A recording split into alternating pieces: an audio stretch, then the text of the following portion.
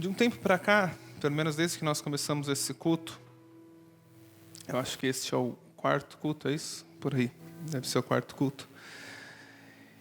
E Deus tem nos dado sequência no que nós temos falado, assim, e um culto vai complementando o outro.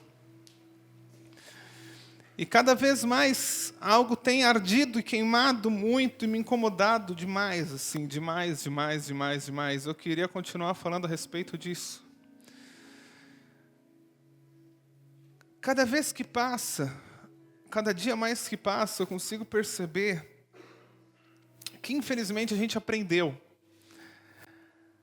a estar em meio a um sistema religioso.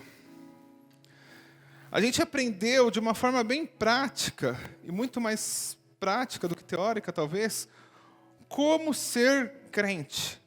E aí, aprendendo isso, a gente já tem na nossa cabeça o que a gente deve fazer, o que a gente não deve fazer, o que quando a gente faz, a gente tem que parar para dar uma refletida, o que quando a gente faz, a gente tem que parar para pedir perdão e para se consertar. E a gente aprendeu a viver o Evangelho de uma forma completamente natural, completamente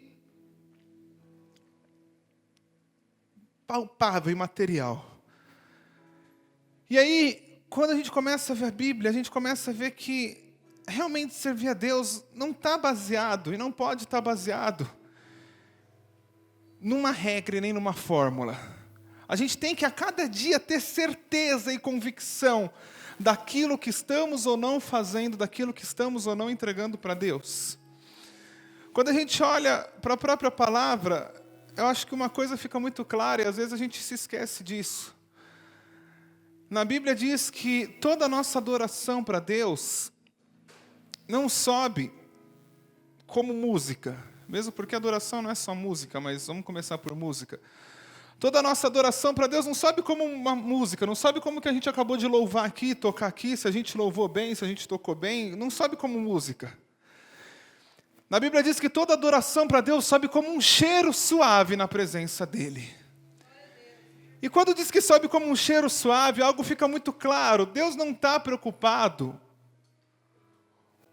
com o nosso simplesmente fazer algo. Mas Deus está muito mais preocupado o porquê que nós fazemos algo. O que está por detrás do louvor que nós entregamos agora? O que está de trás da oferta que nós entregamos agora? O que está de trás da nossa própria vida? Porque se Deus fosse parar, e vamos usar o exemplo de louvor, para olhar a nossa vida como um louvor, no céu tem louvor muito melhor do que tem aqui. Infinitamente melhor do que a gente. E nenhum homem vai conseguir chegar perto da excelência dos anjos louvando a Deus. Mas mesmo assim Deus para receber o nosso louvor, porque Ele não está preocupado com o que a gente dá para Ele da boca para fora, mas com a intensidade da adoração que sai de dentro de nós, seja no nosso louvor, seja na nossa oferta, seja na nossa vida, seja em qualquer área. Só que a gente aprende que um bom louvor para Deus, e não que não se tenha que fazer isso, se tem que ensaiar, se tem que treinar, se tem que fazer o seu melhor, e para Deus tem que ser sempre o melhor, tem que ser o melhor. Mas o que está contando realmente para Deus, não é o que a gente está demonstrando, mas é o que está sendo gerado dentro de nós. Quando a gente olha para a oferta lá e fala da oferta da viúva, você vê que o que valeu ali foi a mulher que chegou lá e deu uma única moedinha que ela tinha, e aquela moedinha era tudo que ela tinha. E como era tudo que ela tinha, foi o que Deus aceitou, porque saiu de dentro dela. Não saiu de parte do dinheiro dela, mas ela deu de dentro dela. Ela entregou o melhor que ela podia para Deus. E quando o melhor que Deus pode receber de nós começa dentro do nosso coração, aí a nossa oferta vai ser melhor, o nosso louvor vai ser melhor, a nossa vida vai ser vivida melhor. Mas quando é simplesmente fazendo um ato religioso, a gente vai adorar aqui, vai tocar, vai cantar, vai fazer, vai ofertar, mas a gente vai ofertar de acordo com o que o nosso estado de ânimo nos faz fazer. Se você chegou aqui hoje com algum problema, se alguma coisa aconteceu no caminho, qualquer coisa aconteceu, provavelmente o teu louvor não foi o teu melhor louvor hoje, porque você estava com alguma outra coisa, você sabe que você tem que louvar, você tem que abrir a boca, você sabe o que você tem que fazer, e talvez você louvou assim, como posso viver sem a tua presença? Do jeito sem Jesus eu não posso. Não saiu de dentro. E sair de dentro não significa você necessariamente ter que gritar, ter que chorar, não. Mas significa ser verdade esse negócio. E não ser apenas algo que a gente faz de uma forma mecânica. De uma forma que a gente aprendeu um sistema. Você aprende como fazer. Pensa quando você entra num serviço novo, você aprende como tem que trabalhar. E você aprende que naquele serviço você não pode ir com tal cor de roupa porque não te aceitam. Você tem que estar com um tipo de sapato porque não sei o quê. Você tem que andar de um jeito, falar de um jeito, você tem um horário. A gente aprende a se submeter a um sistema. E Deus não é um sistema. Porque quando a gente entende que a nossa adoração sai de dentro em todas as áreas, a gente entende que se não sair certo de dentro, a nossa adoração fede diante dEle. Ele está vendo por dentro, mano. Ele está vendo que está subindo daqui de dentro, não é daqui de fora. E quando nós olhamos para a palavra, tem um texto que me chama muita atenção. E eu já vi várias brigas. Nunca entrei para brigar por isso, porque para mim isso é uma coisa meio lógica. Mas eu já vi muita gente quase se batendo por causa desse texto. E cada dia que passa, esse texto tem feito mais sentido para mim. Abra a sua Bíblia comigo. Em Hebreus, capítulo 5, versículo 11.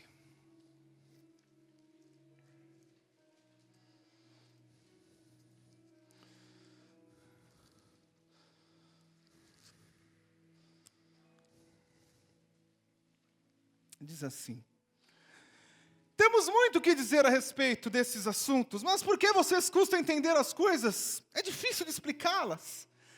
Depois de tanto tempo, vocês já deveriam ser mestres, mas ainda precisam de alguém que lhes ensine as primeiras lições dos ensinamentos de Deus. Em vez de alimento sólido, vocês ainda precisam de leite.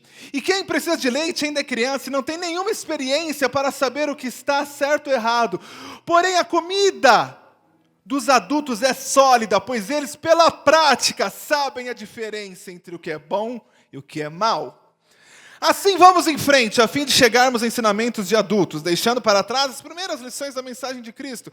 Nós não vamos colocar de novo as bases dessa mensagem, isto é, a necessidade de abandonar uma vida inútil e de crer verdadeiramente em Deus. Os ensinamentos a respeito do batismo, da cerimônia, pôr a mão sobre os cristãos, a ressurreição dos mortos, o julgamento eterno. Vamos em frente. E se Deus quiser, é isso que faremos.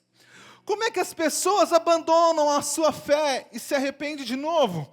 Elas já estavam na luz de Deus, já haviam experimentado o dom dos céus, recebido sua parte no Espírito Santo, já haviam conhecido por experiência que a palavra de Deus é boa e tinham experimentado os poderes do mundo que há de vir, mas depois abandonam a sua fé. E eu lhes digo, é impossível levar essa pessoa a se arrepender novamente, pois estão crucificando outra vez o Filho de Deus e zombando dele publicamente.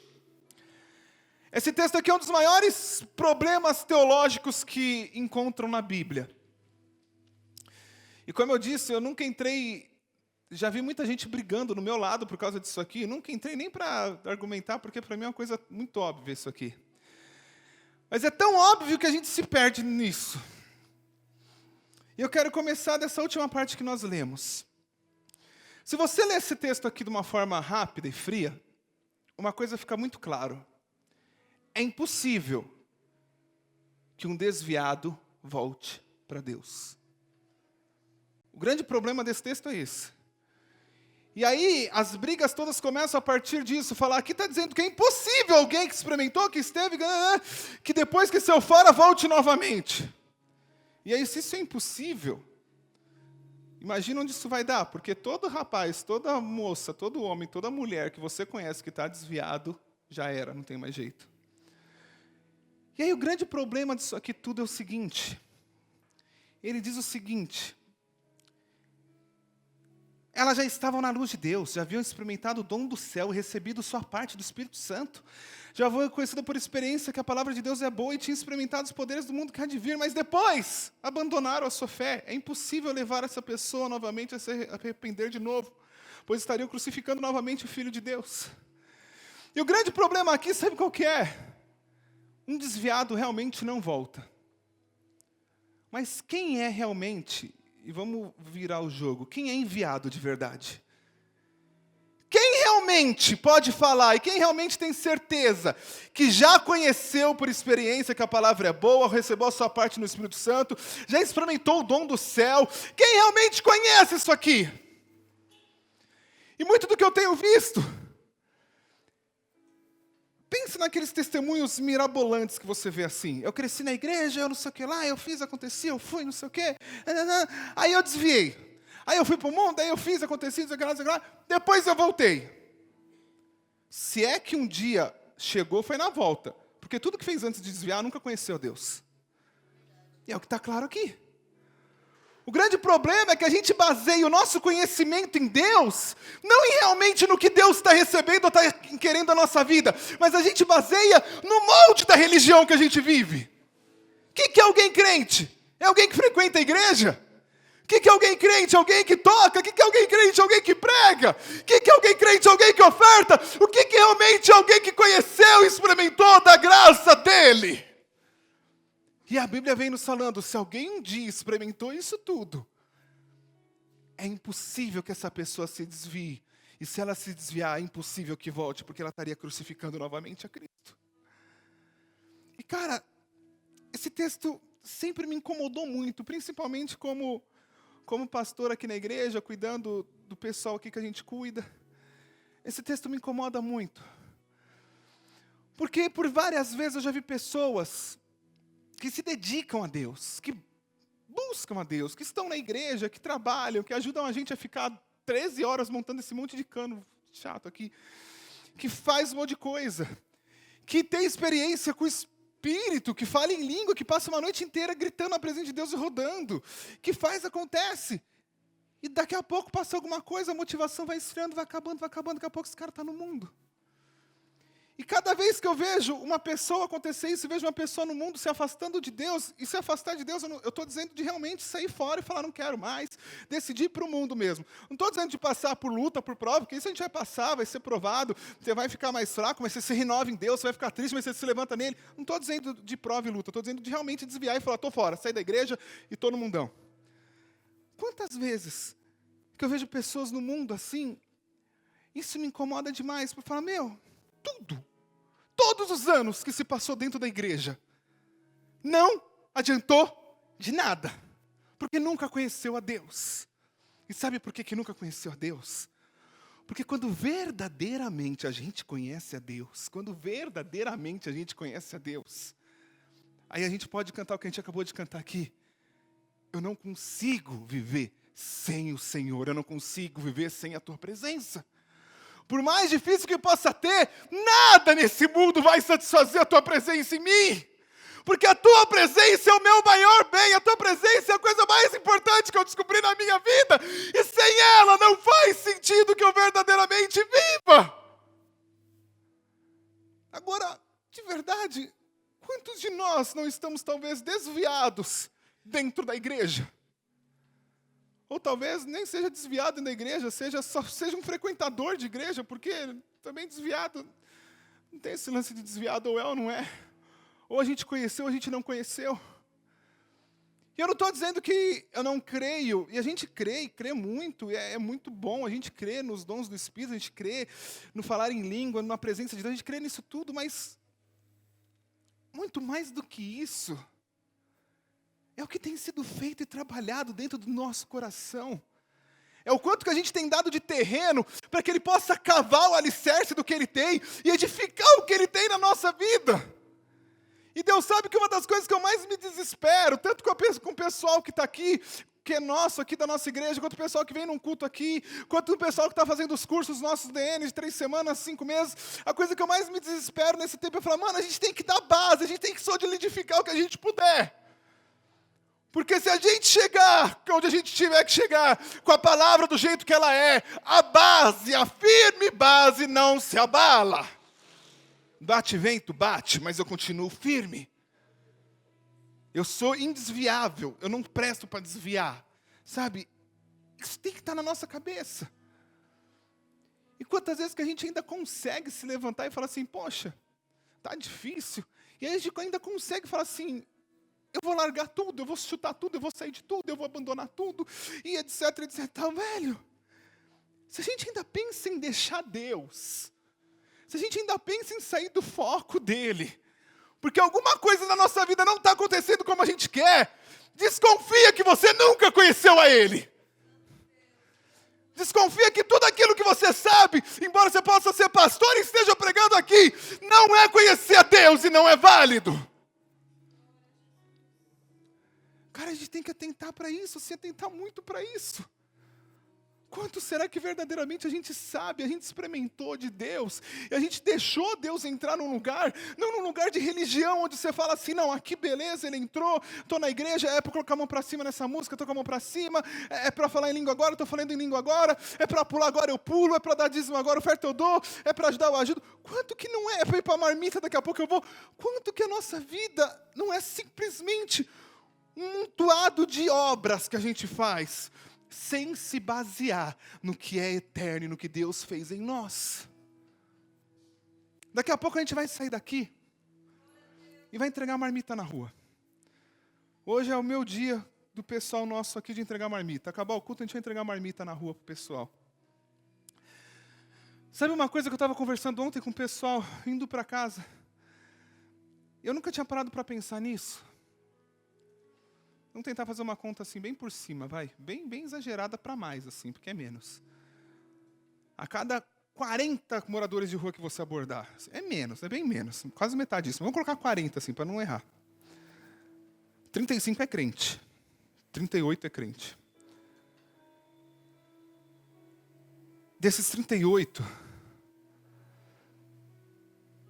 2 desses 40, 2 são pastores desviados na rua. Todo dia que a gente vai só fazer uma marmita lá, a gente entrega 70. Provavelmente pelo menos 1 ou 2 pastores, se a gente perguntar mesmo e for conversar, vai ter na rua jogado.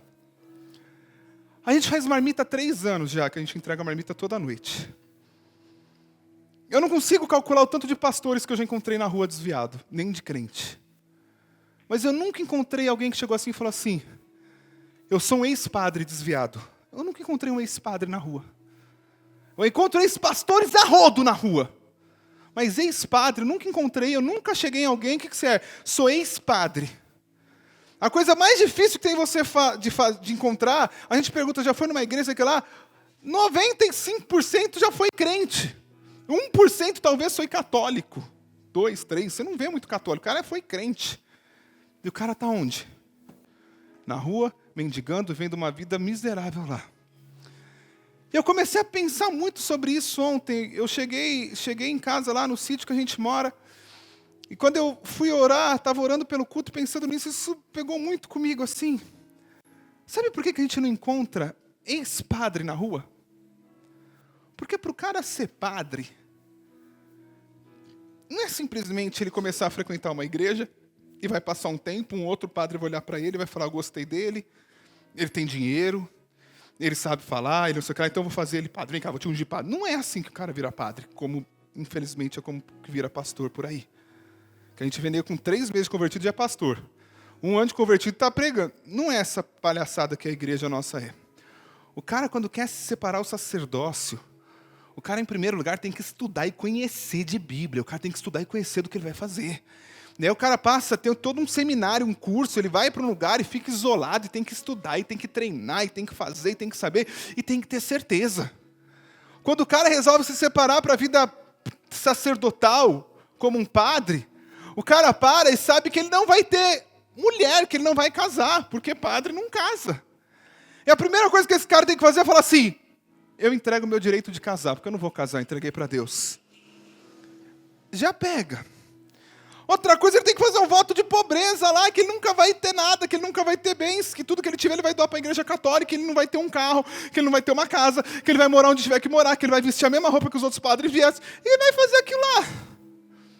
Eu falei aqui algumas semanas atrás, a gente entrou dentro de um lugar desses, esses dias a gente viu a realidade do que é um lugar desse. E você não vê esses caras desviados, porque no momento que eles decidem seguir aquilo que eles querem seguir, a entrega deles não é essa entrega sem vergonha nossa de um apelo no final do culto. Você fala, Jesus, vem na minha vida, entra aqui. E vai sair daqui e vai continuar com isso nada acontecendo.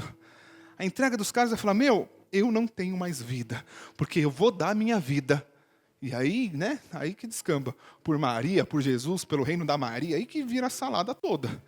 Mas até a salada, eles são muito mais crentes que a gente. Até a salada, eles realmente abrem mão da sua vida, eles entendem o evangelho com uma clareza muito maior do que a nossa. Porque eles não querem fazer para ter, eles não querem fazer para ser, eles fazem porque eles entendem que eles estão dando a vida deles por Jesus, por Deus, por Maria, pelo raio que for lá, mas eles estão dando a vida deles pelo que eles creem.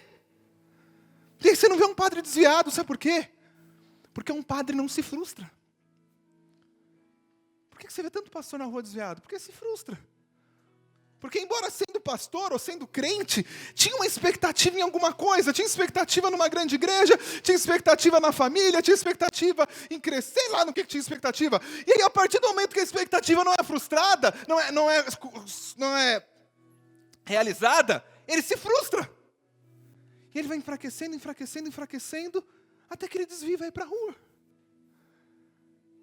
E aí o mais difícil que tem é você talvez chegar num cara que é pastor na rua, que tem talvez o dobro da minha idade, ou quase 3 vezes a minha idade, e falar, então, mano, você é pastor? Durante quantos anos você é pastor? Durante mais da minha idade o cara é pastor. Falei, então, mano, se você desviou, é porque você nunca conheceu. É porque você nunca de verdade soube o que era. O cara tem anos de experiência, muito mais anos de experiência do que de vida de muita gente aqui. Mas é submetido a um ritual. É submetido a um sistema. E não tem verdadeiramente Deus em seu coração. E algo que tem me feito pirar muito é isso. Será que a presença de Deus é viva e habita em nós? Será que a presença de Deus domina por completo o nosso ser?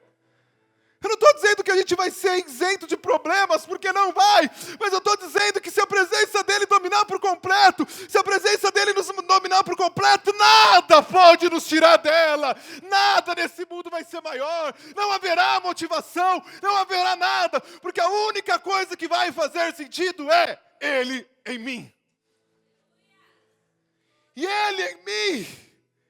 É para que não seja mais eu vivendo, mas que seja Ele vivendo através de mim. Deus busca servos, velho. Deus busca servos. Esse tempo atrás eu fui conversar com uma pessoa que... com duas, na verdade. Há um tempinho atrás agora. E essas duas pessoas se encontram bem no caso que eu estou dizendo. Isso é uma coisa que me incomoda de hoje, assim. Saber se como pastores a gente está cumprindo a nossa função certa de proporcionar que você conheça o Evangelho de verdade. Porque a verdade dessa palavra é o que liberta. O que liberta não é um movimento, não é uma oração, não é um congresso, é uma conferência. O que liberta é a verdade.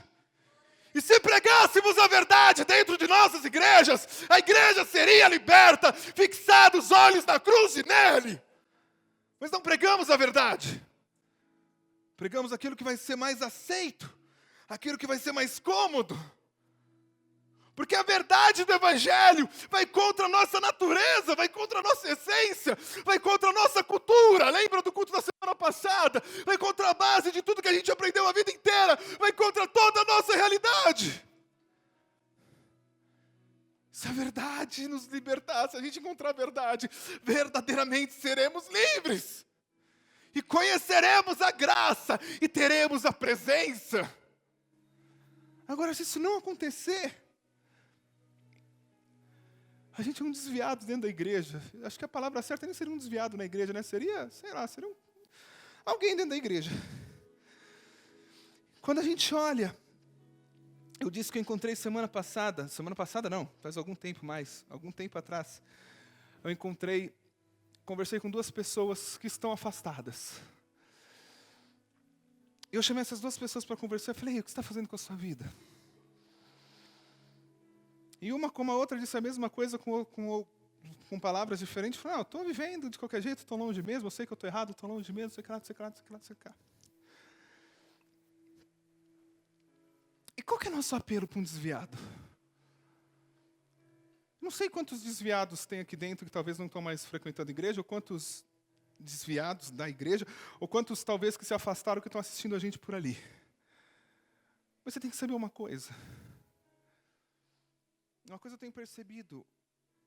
É unânime que toda pessoa que se desvia, ou que sai do caminho de Deus, saiu porque teve uma expectativa frustrada, ou porque ficou difícil demais andar.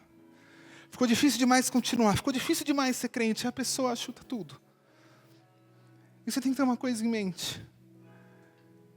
O pecado gera morte. O pecado traz consequências terríveis na nossa vida. A começar de nos fazer não ter salvação. Mas eu não quero te pegar pelo medo. Se a gente, por algum acaso, tem se desviado, tem se enfraquecido, porque é difícil ser crente de verdade, é porque verdadeiramente até hoje a gente não entendeu o que é evangelho de verdade. Porque quando a gente entende o que verdadeiramente é evangelho, eu estava conversando com essas pessoas, falando, eu não quero, o pecado gera morte, você sabe que você vai para o inferno, mas eu não quero falar disso. O que eu quero que você saiba é o seguinte, se você consegue viver sem a presença dele dentro de você, é porque você nunca conheceu essa presença. E se você nunca conheceu essa presença, eu te convido a voltar, não por medo de nada, que você tem que ter mesmo, mas não por medo de nada. Mas eu te convido a voltar, porque até hoje você não experimentou o que é evangelho e o que é ter Deus habitando em nós. Porque quando a gente experimenta verdadeiramente isso, por mais difícil que possa ser, nada nos tira dele. Nada é mais importante que ele. Se alguma coisa ainda nos rouba, se alguma coisa ainda nos balança, é porque até hoje não conhecemos a ele. E aí tem um texto aqui na Bíblia que deixa isso muito claro para nós.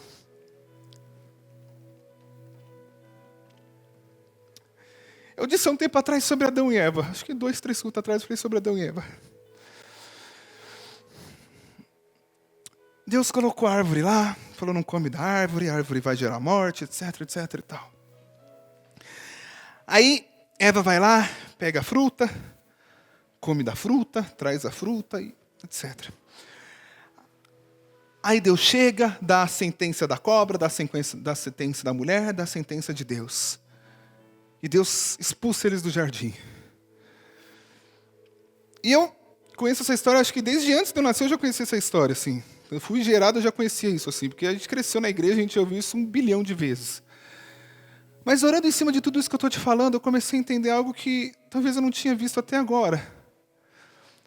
Quantos de nós já olhamos para a queda do homem, sem olhar para o homem necessariamente, olhando para Deus e falar, o que aconteceu com Deus? Quando ele viu o homem trocando a presença dele por uma porcaria de um prazer, o que aconteceu com Deus? O quanto que a santidade dele, o quanto que ele deve ter se entristecido de olhar e falar, e aí? O que eu faço agora? O meu foco sempre foi na cobra, no Adão, na Eva, no jardim, na árvore, na maçã. Eu falei aqui da maçã, falei de Eva aqui semana passada, mas para um pouco, pense em Deus, Deus olhando e falando, eu fui traído. Eles preferiram prazer em alguma coisa do que minha presença. Eles preferiram me trocar por qualquer coisa. E eles tinham toda a chance de ter a presença de Deus dominando eles, mas eles não aproveitaram isso e não se deixaram ser dominados por isso. Eles tinham à disposição Deus. Deus estava à disposição deles. Assim como Deus anda e está à nossa disposição. Mas mesmo tendo Deus ao nosso lado, a qualquer momento, a hora que a gente quiser, a gente escolhe falar, não, Deus. Eu prefiro ver minha vida do jeito que eu aprendi a viver. E a nossa religiosidade é muito séria. Lembra do jovem rico, o próprio Jesus falando, infeliz, você está fazendo errado. Ele consegue olhar para Jesus e não disse isso, mas o que ele agiu foi isso. E falar, beleza, ainda que Jesus está me falando que eu estou fazendo errado, eu acho que é assim que faz, então eu vou continuar fazendo. Sabe, ele conseguiu ir contra o próprio Jesus. Ele tinha o próprio Jesus do lado dele, ele conseguiu virar e falar, não, mas beleza, mas eu vou continuar assim, foi embora. Cara, isso é muito sério, porque a gente tem à disposição Deus ao nosso lado. A gente tem à disposição tudo, mas a gente prefere falar não, porque eu já tenho o meu jeito de fazer. Eu já tenho o meu jeito de servir. E aí, na entrelinha a gente está falando, se quiser, é assim. Se não quiser, o problema é teu, porque é assim que eu vou continuar fazendo. E sabe o que Deus está falando? Eu não te aceito. Se for para ser do teu jeito, eu não te aceito. Se for para ser como você quer, eu não preciso. E aí quando a gente olha para Adão e Eva, a gente vê que Adão e Eva saíram do jardim. E quanto que Deus deve ter olhado e falado, mano, eles preferiram uma cobra. Eles preferiram qualquer coisa do que a mim. Eles não me amavam. E o que eu estou tentando te fazer entender é exatamente isso. Eu não quero te fazer sair daqui com medo de alguma coisa. Não é essa a intenção. O pecado gera morte. Mas mais do que a morte, o pecado nos afasta e nos separa de Deus. O pecado nos faz perder Deus. E se a gente continua vivendo assim, cara, tem alguma coisa muito errada. Hoje, de novo, agora um pouco antes do culto, eu já tinha lido isso de manhã. Eu falei, não, eu vou ler de novo a história de Adão e Eva, porque em algum momento eles têm que ter se chocado de ter feito isso com Deus. De ter magoado Deus. De ter Deus como pai, como criador, como provedor, como tudo. E ter magoado Deus e não ter sentido nada. Quanto que nós viramos a cara para Deus. Quanto que a gente anda segundo o que a gente quer, não entendendo o que Deus realmente tem para nós.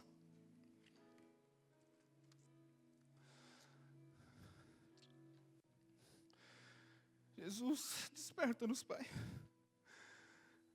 Jesus, desperta-nos, Pai, desperta-nos, Pai, desperta-nos, Pai. Jesus, venha sobre nós, Pai, nos livra de nós mesmos, Pai. Jesus, faça-nos entender, Pai, que se não vivemos para a Tua glória, Pai, se não vivemos para Ti, Pai, Jesus, não há para que viver, Pai. Livra-nos da nossa religiosidade, Pai. Livra-nos da nossa religiosidade, livra-nos da nossa religiosidade. Uma coisa que eu tenho concluído, eu falei dos padres, eu falei de católico. Qual que é o grande problema de um católico? É a idolatria. Qual que é o nosso grande problema como igreja? É a mesma idolatria. Deus não está preocupado se a gente idolatra uma imagem ou se a gente idolatra uma pessoa. Idolatria é idolatria! Idolatria é idolatria! Se talvez fôssemos colocados numa balança, a nossa idolatria teria o mesmo peso que uma idolatria de que adora uma imagem, porque adoramos uma pessoa. Pelo menos a imagem foi de alguém que foi realmente separado, escolhido por Deus, e que eles creem que alguma coisa é uma pessoa. A nossa igreja adora pessoas. A nossa igreja reverencia pessoas e não reverencia mais a Deus. Mano, eu estou cansado de sair por igreja por aí. E ver o quanto que o povo perdeu a noção do que é igreja, do que é Deus. Teve uma igreja que a gente chegou para ministrar esses dias, a gente teve que entrar escondido, e para tirar o Gabriel de lá depois do culto, teve que sair escondido por outra porta, fechar tudo e amarrar, porque senão a gente não saía de dentro da igreja, de um culto. A gente idolatra pessoas e não ama mais a Deus. Não há nenhum tipo de entrega. Há uma forma de se viver. Deus não é mais o centro, que talvez nunca foi o centro. E a gente precisa entender uma coisa. Lembra dos discípulos que andaram com o próprio Jesus e estavam ao lado dele? Esses caras andaram com Jesus, esses caras estiveram com Jesus, esses caras conheceram Jesus, esses caras. E quando Jesus está para morrer, quando Jesus está falando que vai para a cruz, e na trajetória desses caras eu tentei imaginar o que passava na cabeça deles, que Jesus esperava deles. O que passava na cabeça de Pedro, vendo Jesus fazendo tudo o que fez, causando, lá, curando, o que passava na cabeça de Pedro em relação a ele, assim? Qual que era a expectativa em relação a ele? E até aqui, a Bíblia não fala isso, mas eu acho que fica meio claro para todo mundo. A expectativa de Pedro, por exemplo, devia ser assim, olha, ele está curando, e eu vou curar também. Ele estava fazendo, e eu vou fazer também. Ele está sendo, e eu vou ser também. A gente vê que a expectativa deles com Jesus em vida nunca foi a certa. E sabe por que nunca foi a certa? Mateus 22, versículo 31, Jesus continuou: Simão, Simão, escute bem, Satanás já conseguiu licença para pôr você à prova. Ele vai peneirar vocês como o lavrador peneira o trigo a fim de separá-lo da palha. Mas eu tenho orado por vocês, Simão, para que quando lhe falte fé, e quando você se converta, você pregue para seus irmãos. Então Pedro disse a Jesus: estou pronto para ser preso e morrer como Senhor. Então Jesus afirmou: eu digo a você, Pedro, que hoje, antes que o galo cante, você dirá 3 vezes que não me conhece. Pedro andou com Jesus e tudo que Jesus fez em vida, Pedro viu, Pedro estava do lado, e tudo que ele viu não adiantou de nada para a conversão dele. Não adiantou de nada, porque até aqui, Jesus era só um espelho do que eles poderiam fazer. Jesus era um reflexo do que eles seriam. E quem não queria ser que nem Jesus era antes de morrer? Ser um cara que Jesus... Tentei brisar muito nisso hoje. Falando, ele falou que vai morrer, que ele vai preparar lá, que ele vai sei lá para onde, tá? A gente vai ficar por aí, a gente que vai tocar o barco aqui. E eu fiquei imaginando que na cabeça desses caras, de alguns deles, podia ter pensado assim: legal, a gente vai continuar o que Jesus faz. Não vai ser mais o mestre, mas vai ser a gente. Onde a gente passar, nossa sombra vai curar. Onde a gente colocar a mão, morto vai ressuscitar. Onde a gente vai para lá, vai acontecer. Para cá, vai não sei o que lá. E a expectativa desses caras o tempo inteiro estava focado nesses caras, estava focado neles mesmos. Não estava focado em Cristo. Eles não tinham entendido que Jesus ia morrer, que Jesus ia dar a sua vida por eles para salvar o mundo. E aí, quando continua, um pouquinho para frente, lá no versículo 60. 61, então o Senhor virou-se e olhou firme para Pedro. E ele lembrou das palavras que o Senhor tinha dito: hoje, antes que o galo cante, você dirá 3 vezes que não me conhece. Então Pedro saiu dali e chorou amargamente. E chorou amargamente. E chorou amargamente. Aqui Pedro entendeu o que era evangelho. Aqui Pedro entendeu que Jesus não estava na terra para curar homens. Jesus não estava na terra para dar uma vida melhor para homens. Aqui ele entendeu que Jesus estava na terra para morrer, para se dar pelos homens. E aqui ele entendeu que ser crente não seria aquilo que talvez até hoje ele pensou que fosse. Fosse alicerçado em resolver a nossa vida. Aqui ele entendeu que ser crente era morrer, era se dar por amor ao próximo. E aí você vê que a partir do momento que Pedro chora, a partir do versículo 62, nasce um novo Pedro. E não é um Pedro que viu milagres, que viu maravilhas, não. É um Pedro que chorou, que sentiu a dor dele. É um Pedro que era um com ele. Era um Pedro que entendeu que o propósito era muito maior do que uma vida. O propósito era a salvação. O propósito era o inocente pagar pelo culpado. O propósito era o Messias ir para a cruz por aqueles que o rejeitaram. E ele mesmo estava rejeitando o próprio Messias. Aqui ele entende o que Jesus veio fazer. Aqui ele entende o que Jesus fez. E quando ele entende o que realmente é esse evangelho, Pedro chora. E chora amargamente. E tente imaginar o que passou na cabeça de Pedro nesse choro. Talvez você falando: poxa vida, o que eu fiz da minha vida? O que eu estou fazendo da minha vida? O que eu fiz com o mestre? Eu neguei ele. Eu neguei ele. Eu neguei ele. Se a gente não entender isso, a gente vai continuar negando a ele. Aqui Pedro entendeu que o negócio todo não estava rodando em cima daqueles caras que estavam sendo ou não curados. Aqui ele entendeu que o propósito era muito mais fundo. O propósito era salvação. O propósito era resgate. Aqui ele entendeu: eu tenho negado ele, eu neguei ele. Até hoje eu não entendi o que é ser crente. Até hoje eu não entendi o que é evangelho. Até hoje eu tenho vivido um sistema. Até hoje eu não conheci o dom. Até hoje eu não estive com ele. Se a gente contasse a história de Pedro, sem falar que é Pedro e etc e tal, desse uma contextualizada para contar muito a mesma história, eu tenho certeza que a maioria de nós olharia para ele e falaria, esse cara aí que negou, ele não é desviado, esse cara não conhece, esse cara não...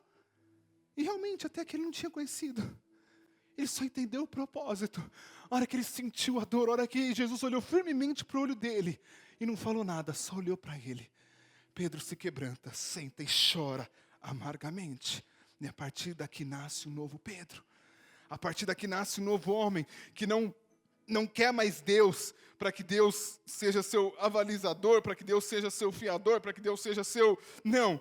A partir daqui nasce um homem que fala, eu vou ter que morrer como ele morreu. Eu vou me dar por ele. Porque se o Cordeiro Santo morreu por um pecador, o que é um pecador se dá por um que é santo? A partir daqui a cabeça dele mudou. A partir daqui ele não vivia mais um ritual. A partir daqui a vida dele foi completamente transformada. A partir daqui a vida dele foi completamente diferente.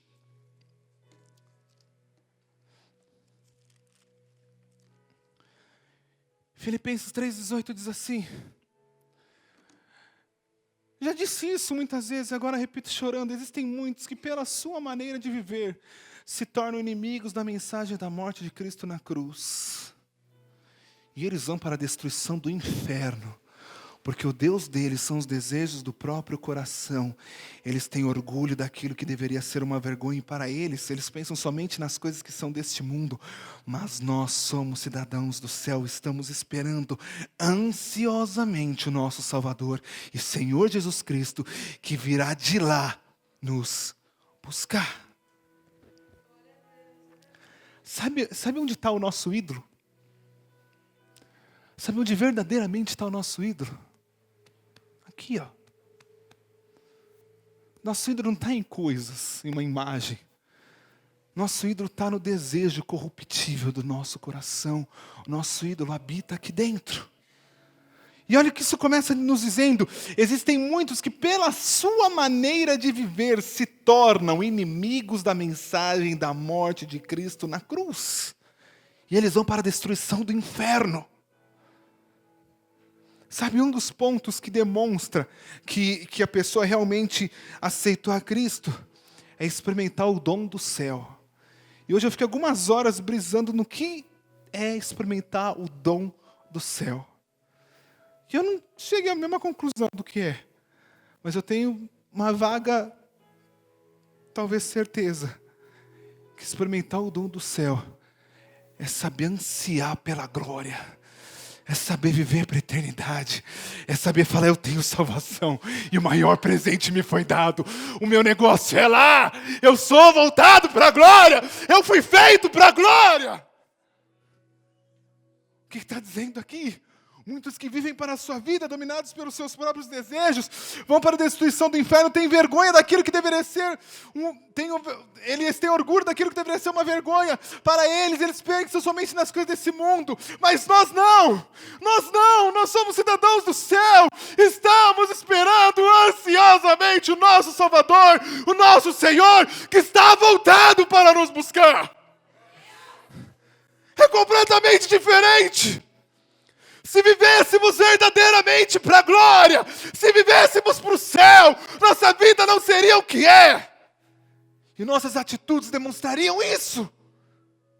Com atitudes demonstraríamos que vivemos para a glória, com atitudes demonstraríamos que vivemos para Ele. Mas não, a nossa vida é fundamentada, é alicerçada, é colocada completamente aqui, porque todos os nossos ídolos habitam aqui dentro. Sabemos nos portar dentro de uma igreja, sabemos o ritual de como funciona uma igreja, mas não sabemos como funciona o reino de Deus. Feche os teus olhos.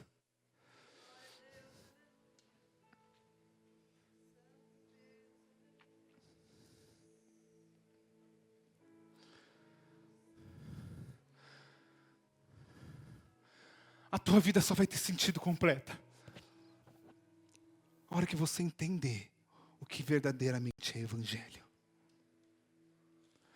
Porque antes disso acontecer, nós vamos fazer o que os outros fazem, nós vamos ser o que os outros são, nós vamos andar como os outros andam. A gente tem andado por aí, E infelizmente, a gente tem visto o que tem virado a igreja brasileira. Homens que pregam de acordo com o que alguém prega, que é legal. Se é legal dar uma risada pregando, vou pregar rindo, porque está na moda pregar rindo. Se está na moda pregar, sei lá, chutando um barril, eu vou pregar chutando barril, porque alguém prega chutando barril, é legal. A gente faz o que o mundo faz. A gente se adequa ao que os outros fazem. Nós não temos mais identidade com Deus. Qual é a tua identidade em Deus? Para de copiar os outros, para de ser o que os outros são. Seja você em Deus, se descubra em Deus. Chega de fazer o que dá certo para os outros. Nós não lutamos pelo que dá certo, mas nós lutamos pelo que agrada ao nosso Deus. Nós vivemos para a eternidade. Nós vivemos para a glória. Nós vivemos para a glória. Nós somos eternos.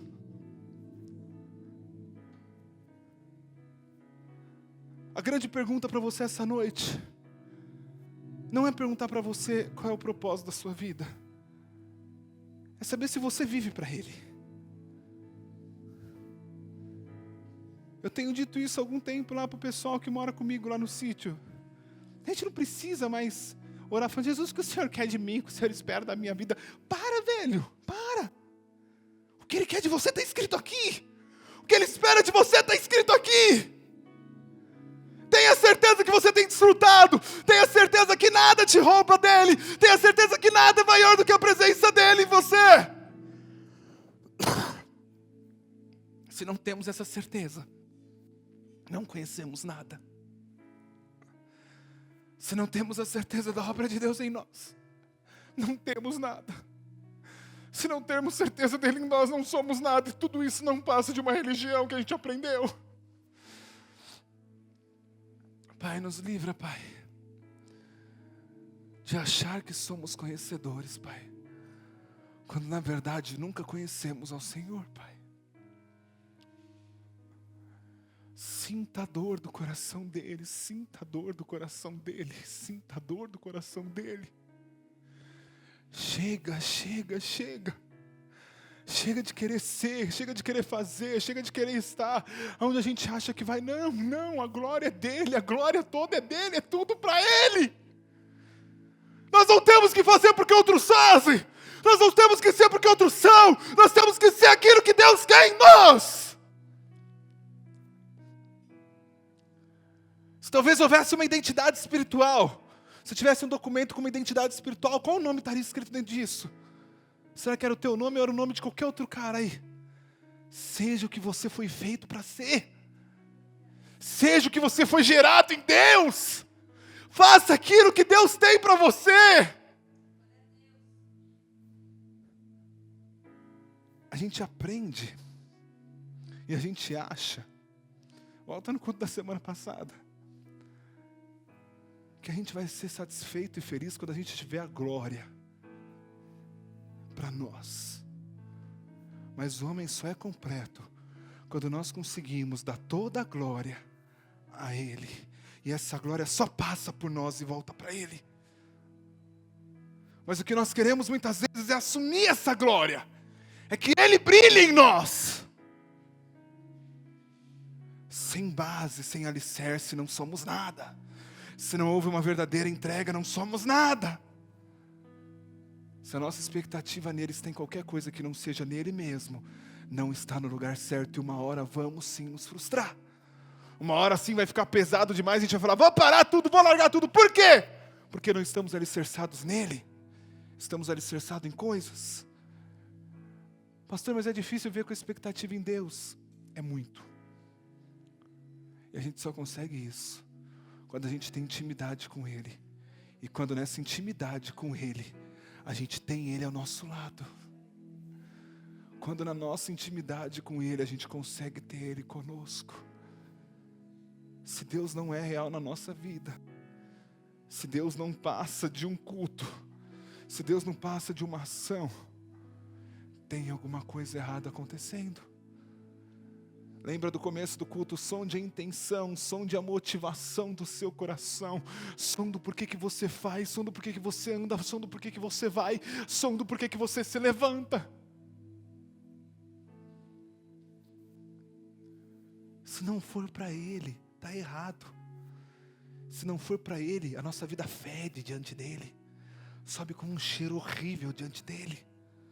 E Ele não aceita. Eu não quero que você coloque as tuas bases em uma religião, mas eu quero que você coloque a tua base em Deus. Naquele texto que nós começamos lendo, é interessante que começa nos dizendo assim: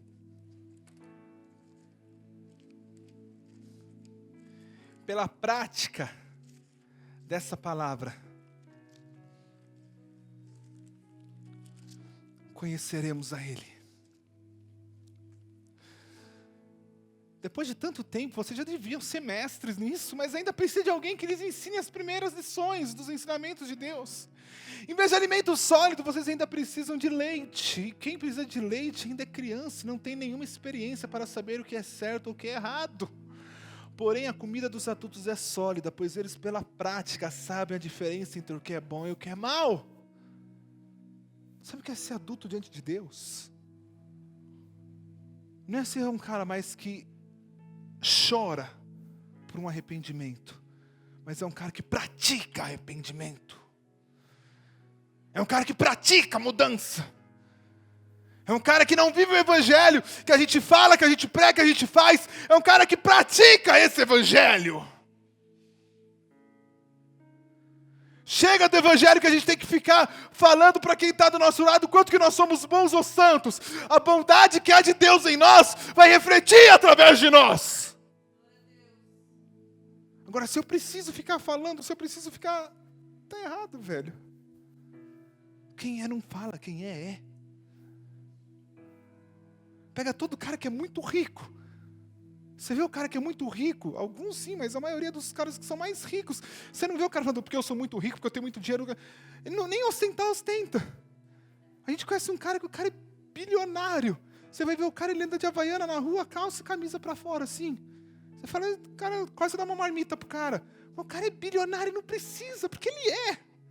Se eu preciso ficar falando que eu sou, se eu preciso ficar é porque eu não tenho certeza de nada. Se eu preciso falar é porque eu não tenho identidade, porque o que eu sou, eu sou. E é em Deus o que eu sou, eu resplandeço através da glória dEle na minha vida. O que eu sou, eu resplandeço através da glória dEle na minha vida. Nós precisamos praticar essa palavra, porque é pela prática que nós começaremos a ter discernimento entre o que é bom, entre o que é mal, entre o que é certo e o que é errado. Agora, se a gente continuar como ouvintes, se a gente continuar como espectadores que sentam e esperam, que ouvem e julgam, que há mais um culto que eu assisti, cara, para de assistir culto, para de assistir culto. Principalmente para quem está assistindo na internet, para de assistir culto. Se você não vive o que você ouve nesse culto. Para de ouvir mais um e falar, essa aqui, essa palavra é boa. É boa, então o que ela gera em você? Se ela não gera nada em você, essa palavra pode até ser boa, mas você é ruim, porque a terra é estragada, que a palavra cai e não gera nada. A gente aprendeu a julgar a palavra, a gente aprendeu a julgar a culto, a gente aprendeu a julgar, mas a gente não está nem um pouco preocupado em julgar nós mesmos. Chega de apontar o dedo para os outros e falar, aquele fulano, aquele ciclano. Quanto que a gente tem visto isso hoje? Pastores que se levantam e vão para televisão, para a rede nacional, para falar, tá fulano, não sei o que lá, tá fulano. Cara, chega! Se preocupa com você! Se preocupa com você. Se preocupa com a tua vida. Ah, mas aquele lá, o problema é daquele lá. Se preocupa com você, tira a trave do teu olho para começar a falar de outro. Chega, velho, chega. Chega, velho, é aqui dentro que Deus quer trabalhar. É o cheiro que está saindo daqui de dentro que está sendo aceito ou não por Ele. Assim vamos em frente, a fim de chegar nos ensinamentos de adulto, deixando para trás as primeiras lições da mensagem de Cristo. Nós não vamos colocar de novo as bases dessa mensagem, isto é, a necessidade de abandonar uma vida inútil e de crer verdadeiramente em Deus. Será que há necessidade de novo, falar sobre uma vida inútil? O que é uma vida inútil, pastor? Vamos inverter a pergunta. O que é uma vida útil para Deus? O que é uma vida útil para Deus? Uma vida útil para Deus é fundamentada e alicerçada naquilo que realmente estamos dando de fruto para Ele em vida. Uma vida útil para Ele é o que temos frutificado nele. O que a gente vai apresentar para Ele? O que você tem feito com a tua vida? Qual que é o fruto da tua vida? Qual que é o fruto da tua vida? O fruto da tua vida não pode ser obra. A obra é consequência da transformação do teu caráter. A gente não vai chegar diante de Deus e apresentar nossas obras. Em primeiro lugar é nosso caráter, é nosso coração, é nosso ser que vai ser apresentado diante dele. E se isso for correto, as nossas obras vão acompanhar o que é e o que está sendo feito em nosso caráter. Agora, o que a gente faz com a nossa vida? Velho, o evangelho não é colocar Deus na tua vida, nos teus planos. O evangelho é não ter mais plano e Deus ser teu plano. Isso é evangelho. Chega de chegar aqui para falar assim, que Deus vai te abençoar. Não, não vai. Você sabe se é para estar lá? Deus vai fazer aqui, não vai. Você sabe se é para estar aqui? Chega, velho. Deus não é um negocinho que a gente vai usar para direcionar Ele onde a gente quer. Deus é vida, Deus é tudo. A gente tem que chorar por esse negócio. A gente tem que se entristecer por essa causa. A gente tem que conseguir tomar a dor do coração dele e falar, Pai, eis-me aqui, Pai, eis-me aqui, Pai. Cara, Jesus, venha sobre nós, Pai. Jesus, venha sobre nós, Pai, venha sobre nós, Pai, venha sobre nós, Pai, venha sobre nós, Pai.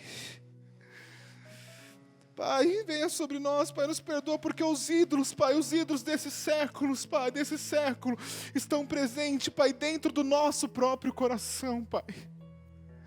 Jesus, nos perdoa que o grande problema somos nós mesmos, não é nada ao redor, somos nós mesmos, nós somos o problema. Chega de falar que você é assim pelo teu meio. A Bíblia que a gente conhece, um homem muda o seu meio. O meio não tem que ser transformado para você ser mudado. Você é o agente de mudança no meio que você está. Nada te impede de fazer. Se alguma coisa impede de fazer, é porque Deus não pode fazer aí dentro. E aí está tudo errado da base.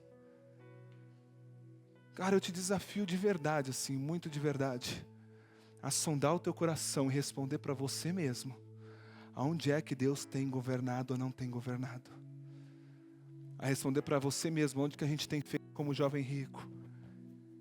Que mesmo Jesus falando face a face com ele, falando, eu quero habitar, eu quero andar com você. Ele conseguiu virar as costas e falar, eu vou continuar te servindo, mas desse jeito aí não, porque dói, velho, dói servir do jeito certo. A nossa carne dói, a nossa carne grita. Mas só há um jeito. De outro jeito, não tem jeito. E a gente é simplesmente um religioso desviado dentro da própria igreja. Jesus, eu peço a Ti, Pai, que a Tua palavra possa falar ao nosso coração, Pai, e possa nos levar, Pai, em um lugar de intimidade contigo, Pai. Jesus, nós não queremos, Pai, não queremos nada mais que não seja o Senhor, Pai. Jesus, venha sobre nós, venha habitar em nós, venha habitar em nós, venha habitar em nós. Pai, nos perdoa por não conhecer o Senhor, Pai. Jesus, nos livra, Pai, nos livra de viver, Pai, nos livra de viver um evangelho fadonho, Pai, um evangelho cansado, Pai. Jesus, o Teu Espírito nos renova a cada dia, e se temos o Teu Espírito em nós, a cada dia somos renovados com a Tua esperança em nós. A cada dia esperamos mais ainda, porque falta um dia menos para estar contigo, a cada dia temos mais alegria ainda. Mas se temos nos cansado, é porque o Senhor não encontrou o lugar que deveria ser encontrado em nosso coração. Vamos passar por lutas? Vamos passar por coisas difíceis? Vamos. Mas em tudo isso vamos conseguir no final do dia glorificar o Senhor e falar, mas o Senhor está à frente, o Senhor sabe de tudo. E eu sou grato a Ti. Eu não preciso de nada. Eu preciso da Tua presença em mim, eu preciso do Senhor em mim, eu preciso do Senhor na minha vida,